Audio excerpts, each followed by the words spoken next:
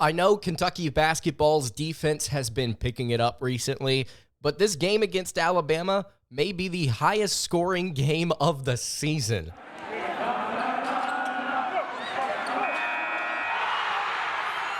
You are Locked On Kentucky, your daily podcast on the Kentucky Wildcats, part of the Locked On Podcast Network, your team every day. All right, what's going on, Big Blue Nation? Welcome on into Locked On Kentucky, your daily Kentucky Wildcats podcast. I'm your host, Lance Daw, writer for various SEC-related things, but on this podcast, we take a dive into all things Kentucky athletics. Today's episode is brought to you by FanDuel. You can make every moment more, and new customers, if you join today, you'll get $150 in bonus bets if your first bet of $5 or more wins. You can visit FanDuel.com/LockedOn to get started. On today's episode of Locked On Kentucky, we are going to be previewing Kentucky basketball's matchup with the Alabama Crimson Tide.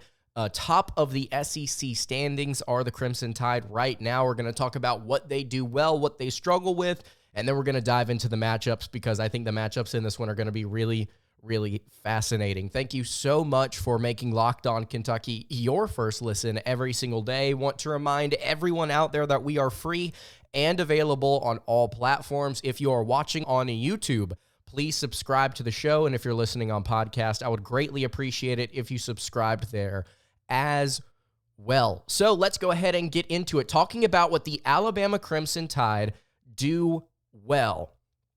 Bama is interesting because so far through SEC play, they've dominated despite having a subpar non-conference record.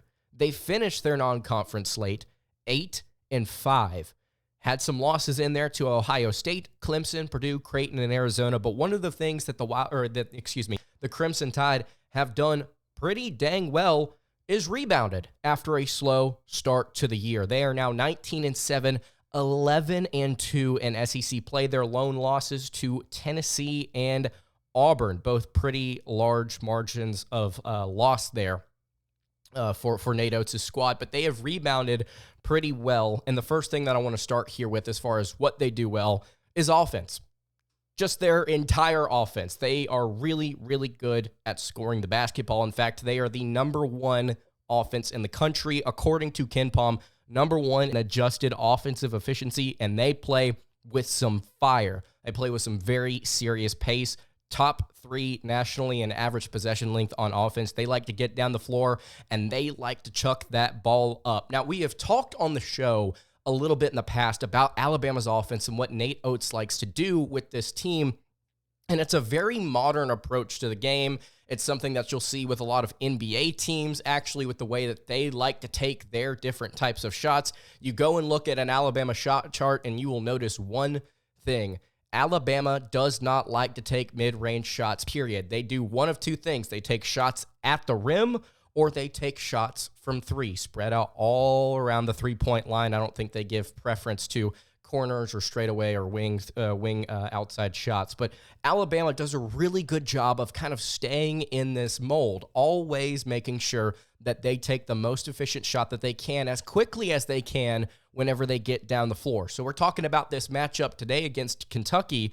Boy, howdy, are we going to see these two teams fly up and down the court, look for their best shot quickly, and get the ball up as fast as they possibly can. Alabama top 6 in effective field goal percentage in the country. They're also top 15 in all these 3 categories: 3-point percentage, 2-point percentage, free throw percentage. They're top 25 in offensive rebound percentage. So this team does everything. They score the ball. They do it with pace. They rebound the basketball to give themselves second chance points pretty well. They're top 35 in height, so they've got a little bit to go there as well. They can grab rebounds with some of their length and physicality. This is a very fun team to watch. And as I mentioned earlier, they've been able to kind of cruise at different points during SEC play, but whenever teams have kind of given them trouble, they've still managed to usually come out on top. They have a home win against Auburn. They had a strong wins against LSU and Georgia. If I'm not mistaken, they dropped 109 points on LSU twice. They dropped 100 on Texas A&M.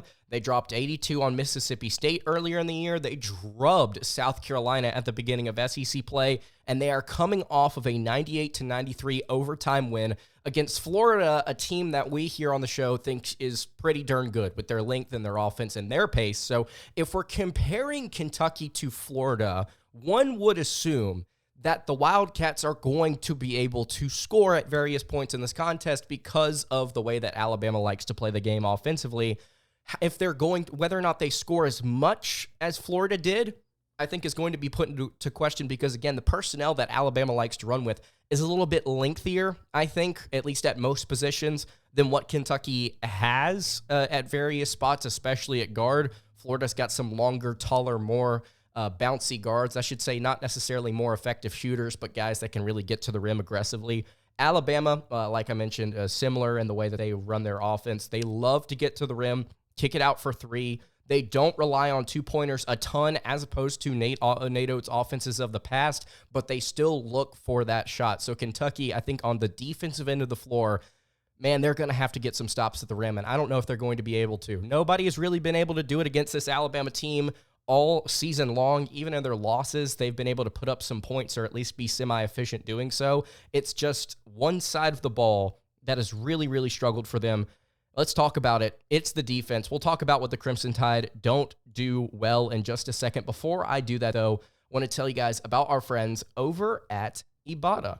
Grocery bills are really expensive these days, but now they don't have to be. Start getting cash back on your grocery shopping with the free Ibotta app and get cash back every time you shop.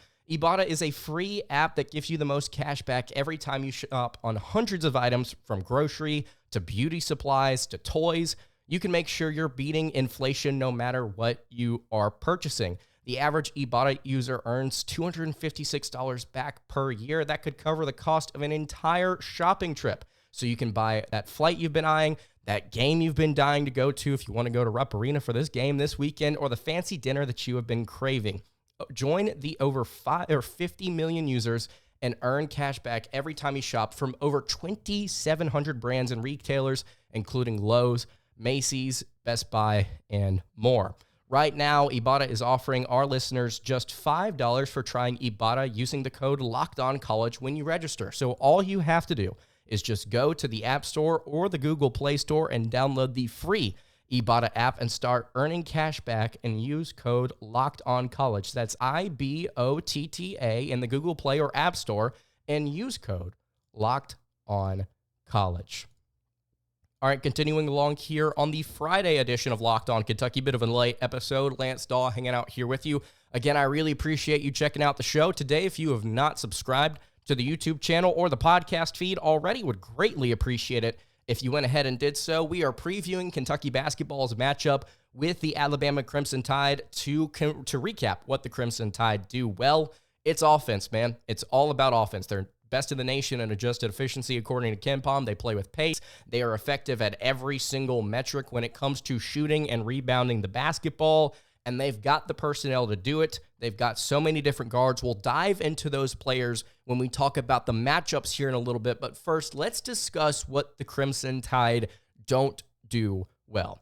And I think it is as simple as saying, man, their defense is just simply not on the level that their offense is. And I think a lot of people say the same thing about Kentucky basketball, and when you look at these two teams and their metrics, they're pretty similar, actually, believe it or not, in their adjusted offensive and defensive efficiencies.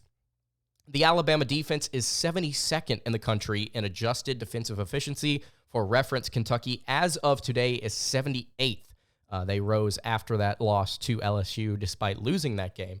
But Alabama, I think it's interesting because on the surface, it's not a great defense. They don't grab a lot of defensive rebounds, or rather, they don't prevent a lot of second chance points. They don't turn opponents over. Opponents really do thrive at the foul line. They're not a great interior defense because they lack a true big man, which we will get to in a little bit. And again, they just don't create a lot of havoc, just in general. If you go and look at what they're doing just in the conference so far during the SEC slate, it's not that bad. I mean, honestly, they have the fifth best defense in the SEC. They have the third best effective field goal percentage. They're one of the better teams in conference play. And three-point defense, they are still struggling to prevent offensive rebounds and prevent teams from getting to the foul line. But still, they've been able to really shut down the three-point line, almost unlike any other SEC team. But still, that defense is giving up points. It's giving up a lot of different opportunities in other areas. Texas A&M was still able to score 75 despite getting blown out. Florida scored 93. LSU scored 92. Auburn scored 99. Georgia, not a great offense, scored 76 against the Crimson Tide. LSU in their first matchup scored 88. There's just up and down this list you go of these different games that have been important to Alabama, and they've just simply been able to outscore their opponent. Again, something that Kentucky has been known to do so far this season. This is going to be a fascinating matchup just based off of that alone. Can Kentucky score with Alabama, or can Alabama score with Kentucky? Depends on how you look at this matchup.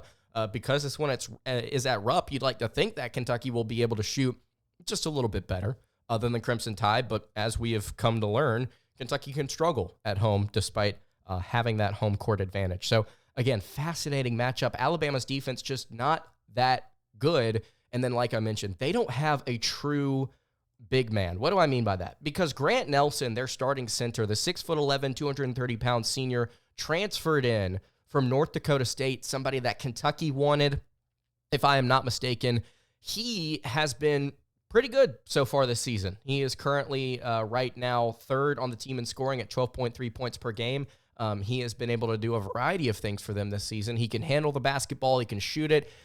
He can protect the rim with semi effectiveness, but he's not that true center. He's more of a tweener. He's more of a versatile piece. He could play the 4 or the 5. Now, Alabama doesn't put him at the 4. They have him as their 5 in their lineup. But if you saw him at another spot, if you saw him at Kentucky, he'd probably play that 4 spot. He probably has the versatility to slide up. So he's not that true center. And then Nick Pringle, the backup at 6'10", 230 pounds. Again, if you really need to watch the Crimson Tide to understand what we're saying here, is that the guys that they have at that spot just are more, they're not a true 5. They're more of just a forward or a tweener between that power forward and center spot, because they can handle, they can pass, they can shoot just a little bit.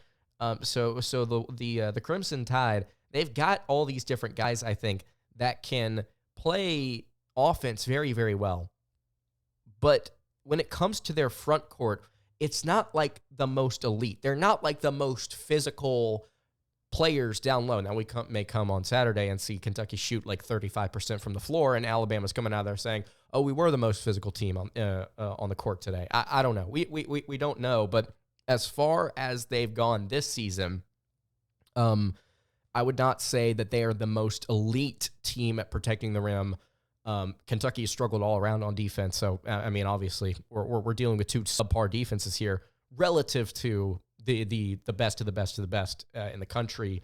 But no true big man is something to really watch in this one as these two teams kind of battle it out. Where does Ugonna Onyenso fit into that? We'll talk about that in a second. And then the final thing I wanted to discuss here that the Crimson Tide don't do very well is they turn the ball over quite a bit. Actually, if you go and look at Alabama's stats in conference play, they are 13th in the SEC in turnover percentage. They've also really struggled with blocks. They are 13th in the conference in that statistic as well. They are 11th in free throw attempts per field goal attempts, so they really struggle to get to the foul line as well. I think it's the nature of the way that they play offense and less of a testament to their individual players' ability to actually create and draw fouls. So Alabama, really, really good team, has dominated the SEC slate for the most part and has a defense that has kind of gotten better as the season has gone on. At least it looks like statistically. So let's dive into some of these matchups. What should the Wildcats be on the lookout for? I think there's a number of different things that we could discuss here. Before I dive into it, though, I want to tell you guys about our friends over at FanDuel. You can get buckets with your first bet over on FanDuel, America's #1 sportsbook, because right now, new customers get $150 in bonus bets with any winning $5 bet. That is $150 if your bet wins. You can bet on all of your favorite NBA players and teams with quick bets live same-game parlays, exclusive props, and more. So you need to visit FanDuel.com/lockedon and shoot your shot. Again, FanDuel.com/lockedon. Shoot your shot with FanDuel, an official sportsbook partner of the NBA. All right, wrapping up the Friday edition of Locked On Kentucky. Lance Dahl hanging out here with you, previewing Kentucky versus Alabama. We've talked about the good, pretty much the offense. We've talked about the bad, pretty much the defense. And now we're going to sit here and discuss some of the matchups. So as we all know, Kentucky basketball has one of the best backcourts in the entire country. Top to bottom, when you look at their depth, you've got DJ Wagner and Antonio Reeves starting at your 1 and your 2, and then you've got an insane combination coming off the bench in Reed Sheppard and Rob Dillingham. Offensively, these guys are great. DJ Wagner is good, but not on the level as these other guys, but at least he brings some defense to the table and has over these past several games for UK. But it's a really good backcourt, right? Alabama also has one of the better backcourts in the entire country, and they've got a player that may be better than Antonio Reeves, at least in terms of just who's the lead guard, right, of an individual team. Antonio Reeves, really, really good for UK. Mark Sears for Alabama has been so good this season. And I think part of it is, I mean, he really does elevate this backcourt, but if we're talking about like depth, Kentucky's got more depth, absolutely. And so Sears is able to kind of get more shots here. But man, still, regardless, he has been excellent. He is averaging 20.4 points per game and 31 minutes per contest, almost 32, while shooting 51% from the floor and almost 44% from three. Those are phenomenal numbers. Also averaging 4.4 rebounds, 4.1 assists. He leads the team at steals at 1.7 steals per contest. He's doing a little bit of everything for the Crimson Tide. Excellent guard. Could be SEC Player of the Year, depending on how things shake out. If Dalton Knecht does not have a solid end to the year, and Sears is able to continue on his tear, almost top 25 in the country in true shooting percentage as a guy that gets it almost 26% of the time down the floor, at least gets involved on 26% of possessions. Again, I don't think I can say enough about what Sears has meant to this team so far this season. Top 10 in the KenPom Player of the Year race at number 8. He is the player to watch in this game to start with Alabama. And then the guy guarding him, DJ Wagner, Rob Dillingham, or Reed Sheppard. What they do individually against Mark Sears, I think, is going to be crucial to the outcome of this matchup. Because while Alabama also has another guard that can distribute really well, Aaron Estrada, will get to him in a second, Mark Sears is the thing that makes this offense go. He is the engine. So, what do we know about Mark Sears and the way that he likes to play basketball? He loves to, in Nate Oates' system, do what every other Alabama guard underneath Nate Oates has done. He loves in transition to drive aggressively to the rim, and if he's not able to get a shot up, he is really, really good and really crafty at very quickly identifying a shooter to get the ball to, or he is able to bring the ball out himself, get a screen, pop a three. He is really good at quickly, decisively kind of dissecting the defense in transition and just making opponents stress and be uncomfortable. This, at times, I think is going to really test Kentucky defensively in this game. Not just with whoever's guarding Sears individually on ball, but also Kentucky's discipline on defense in transition with the other players that are going to be guarding these other shooters, because Alabama has a ton of them outside of Sears. So Mark Sears shutting him down and making him kind of play a slower brand of basketball or putting the ball in other players' hands, I think is going to be really important in this matchup. Aaron Estrada, transfer from Hofstra, averaging 13.1 points per game, shooting 44.9% from the floor, 33% from deep, averaging 5 rebounds, 4.3 assists, 1.6 steals. I could only imagine with more opportunities to possess the ball, if Sears wasn't here, Estrada would lead this team in scoring, and he'd be a pretty solid to pretty efficient guard as well. He can distribute, he can rebound, he can create steals. he's the clear number 2 man here, but he is also really good as well. Again, to go back to Kentucky's trio of guards, it's going to switch and rotate a ton. Wagner, Dillingham, Shepard, Reeves is going to get involved here because Estrada's probably going to play different moments at the 2 for the Crimson Tide. Latrell Wrightsell gets the start for Alabama. Like, he's the one that's primarily stepping out there because he's a senior. He doesn't get the start, but he's like the one that gets utilized the most at shooting guard in this rotation. Sorry for misspeaking. But he does not take a lot of shots. He's not used on a lot of possessions. He's got a really solid offensive rating and also is just pretty efficient, averages 9 points in 24 minutes while shooting 44.5% from deep. If I'm not mistaken, that's the best out of Alabama's rotation in terms of the guys that are actually taking shots. But Wrightsell kind of takes a step back to Sears, Estrada, and then the 6'6" Rylan Griffin, who is averaging 11 points per game, shooting almost 40% from beyond the arc. Griffin gets in as shooting guard, also gets in at small forward. Justin Edwards, I think, is going to have his hands full here. Griffin has proven to be a pretty solid outside shooter, can go on runs shooting the basketball. Justin Edwards in this spot. And then it's a weird rotation Alabama has at power forward. So they've got Jaron Stevenson, a freshman, at 6'11". They will also put Rylan Griffin here at various times. Nick Pringle, the 6'10" guy that plays mostly at center, also rotates in here. They've got Muhammad Diabate, who, if I am not mistaken, is actually no, that's a different Muhammad actually on this team. Diabate plays a little bit at power forward, and then Sam Waters, a 6'10" freshman. A lot of young players on this team getting involved in the front court, minus Grant Nelson. They've got a hodgepodge of guys that they play here. And for the most part, all of them are pretty effective. Walters is really good. He's a really good outside shooter. Pringle is efficient, one of the better field goal shooters on this team, period. Jaron Stevenson, not the most efficient player, but also a pretty solid rebounder and does his part in his 15 minutes a game that he gets.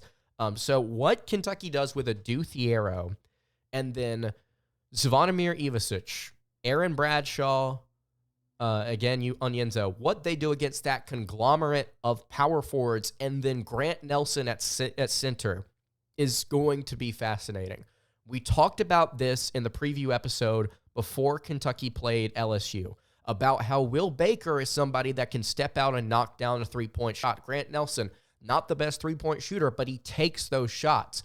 Does Ugonna Onyenso, is he comfortable stepping out to that three-point line and guarding Grant Nelson? Because I'll tell you what, the difference between Nelson and Baker is that Nelson can actually handle the ball. Will Baker, who is a little bit more physical, can turn his back to Onyenso and get him down to the rim, kind of post up and back him down into the basket. But Nelson is somebody that is going to face forward, just drive the ball on you and look to finish. He's also pretty good at drawing fouls, if I'm not mistaken, just based on what I've seen of him so far this season. So Onyenso is going to have to really stay disciplined. And then guys like Aaron Bradshaw, who have shown little to no physicality at various points this season, man, they've got to step up. Ivasic has got to step up. If he plays in this game, he's got to step up and he's got to shoot. Not shoot better. He's got to prevent opponents from shooting so well on him, is what I meant to say there. So those are the matchups. Those are the things that we know about the Crimson Tide. Let me know what you think about this game in the comments below. Should be a fun one.